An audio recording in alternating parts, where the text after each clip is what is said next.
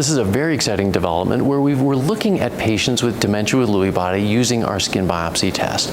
And what we found in this trial, which included 67 patients with dementia with Lewy body and 151 controls, was that we actually included an expert panel review in the study.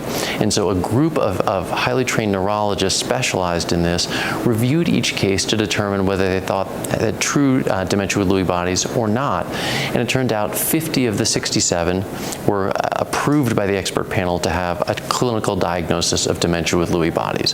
And in that population, the skin test identified 48 out of 50 to be positive, or 96%. But we also had 151 controls to help us identify what might be our false positive rate. But the expert panel also reviewed them as well to see if they were truly healthy. And it turns out that 26 of them had what we call mild cognitive impairment, just spontaneously or de novo. So they didn't know they were having cognitive issues, but they did on formal testing. And of that 26 group, 8 of the 26 had this protein deposited in their skin. So just over 30% of the what we call de novo diagnosis of mild cognitive impairment had this misfolded protein. But then of 120 controls who were truly healthy, we actually had only 4 with this protein. So 3.3% was what we consider the false positive rate.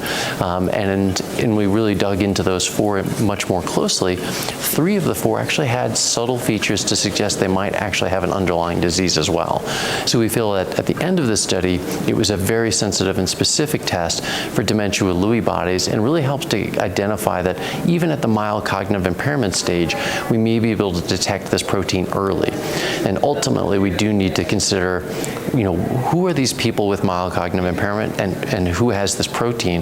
Does it mean they're going to develop DLB in the future? Unfortunately, we don't know that yet, but that's something that's really important to follow. The Synuclein-One Study was actually the overarching study for which I was just referring to. This DLB was the first subgroup analysis of this.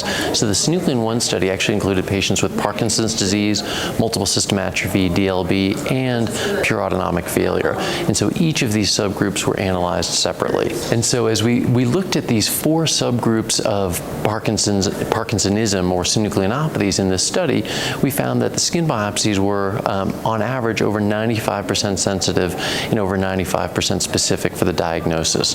And so really confirmed that skin can be a very efficient and effective way to help confirm a diagnosis of synucleinopathy.